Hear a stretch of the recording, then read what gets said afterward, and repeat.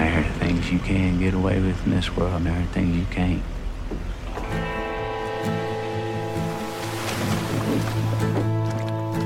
Galen said it's been here a while. He thinks the last flood did it.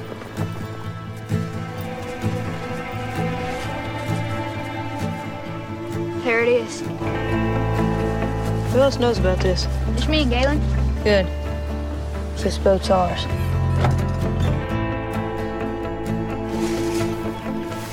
Someone's here. What? Someone's living in our boat. Right. Yeah. Hi, That was a good screening. Hi, Jeff Nichols. It was a good screening.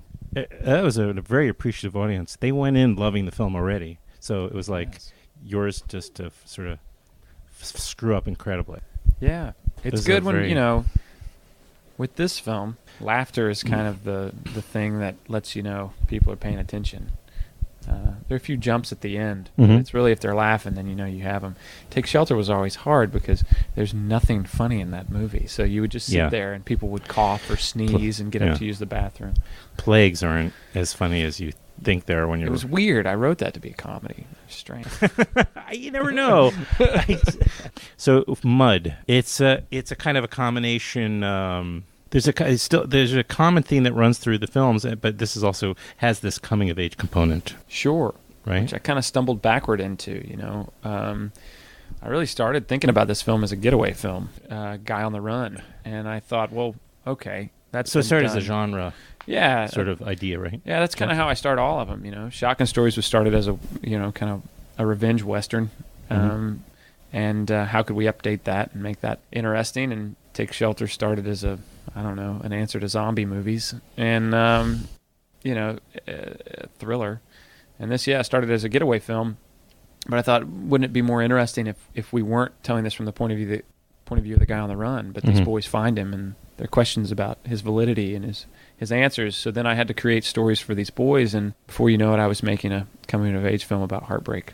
Hey, was there ever in your mind a question to whether or not Matthew's character was genuinely really fond of and friends with the boys? Yeah, I think I tried to build the narrative so that you would question it. In my mind, I never I knew his intentions would play out, would show through. But it's interesting, even despite that, it wasn't until we mounted a scene and I saw it in the editing room. Mm-hmm. It's where Sam Shepard's character yells at Mud for the first time, and then directly after that, the boy walks up and he asks the boy to deliver a letter.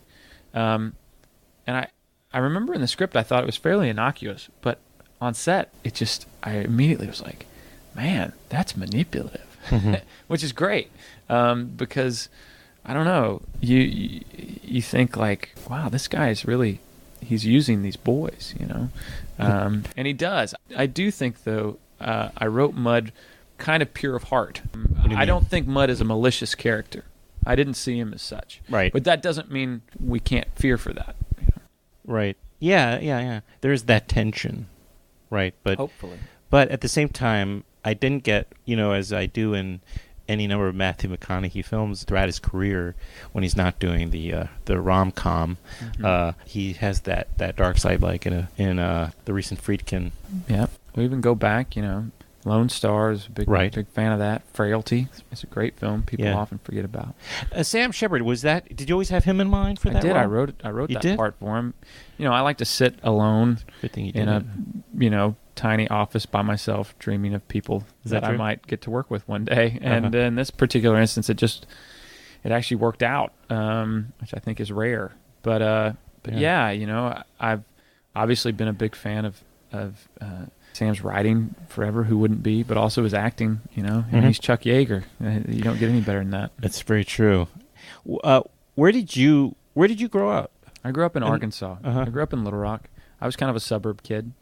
But the cool thing about Little Rock is, 5-minute drive, you're in the middle of the cotton fields. Right. My parents grew up in a really small town called Altimer, and that's where I would spend summers and Christmases and holidays. And so, even though I had kind of a suburban upbringing, I kind of had access to small town life. Right. In other words, country was never far. Absolutely. Bucolica was. I think had I grown up there, I might not be making these kinds of movies. Yeah. I might have a disdain for small town life or something. But right. because I grew up in the suburb, it was kind of like I was an outsider with insider access. Sure. So these folks that populate your films are familiar to you? I think so. It's a voice I feel very comfortable writing in. It's a location I feel very comfortable writing in. It's just easy. It's comfortable's a better word than easy, I suppose. Reese Witherspoon has a fairly central role, even though she's not in every scene. Her role is definitely. The whole movie's about women. I wanted to make a film about romantic love from the male point of view. I think so many times, romantic love is a topic reserved for women and chick flicks and everything else, and this is a very masculine take on not sex, but on romantic love. And yes, as men we have romantic feelings, and especially as a 14-year-old boy coming into his own, thinking about love. There's no sex in this movie, but it's really the concept of love in kind of a pure sense, and Juniper's character is the ideal. She represents that. When I was talking to Reese originally about the role, because she's not in the film very much, right? I said, but your character exists in scenes that you're not in. Mm-hmm. Because of the way you're talked about, and you're the cause of so much. So I need you to bleed into the scenes that you aren't in, and that's why I kind of need a persona like yours. Speaking of just the casting in general, I remember that I was at the South by Southwest premiere, and you talked about the casting of the boy. Tye Sheridan, who plays the main boy Ellis, he was in The Tree of Life by Malick, and my producer Sarah Green produced that film.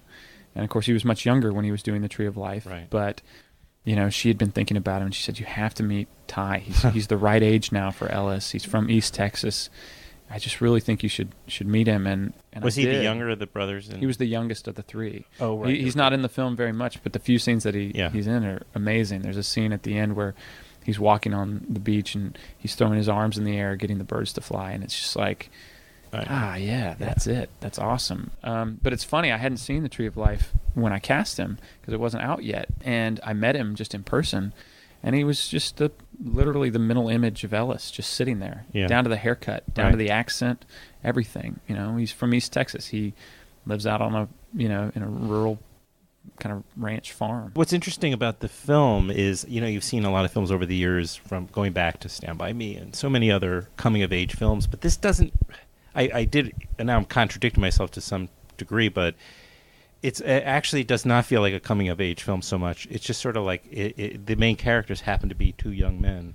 Yeah, right. But it doesn't necessarily feel like, it's their story. I never thought of it as a coming-of-age film. In fact, when that term started to be used to describe the film, I remember initially kind of saying, like, I don't know, coming-of-age. I haven't really protested because it is. But, yeah, I just saw it. I don't know. It's just a different way of saying it, I suppose. But it's about initiation into manhood. It's really, though, that's a little too easy. This whole thing is about a river, and it's just how things pass through our lives. And you start one place and you move downriver and you're in another place. That just seems like what life is like, and. This man Mud passes through these boys' lives in this period of time and affects their life forever. To a big degree, this movie's about, male mentors. And that's how I think mentors work. I think they come into your life and they deliver a piece of information to you that at the time is like, it's paramount to your life and your development. And you, for that period of time, hold that mentor up to be the giver of all information.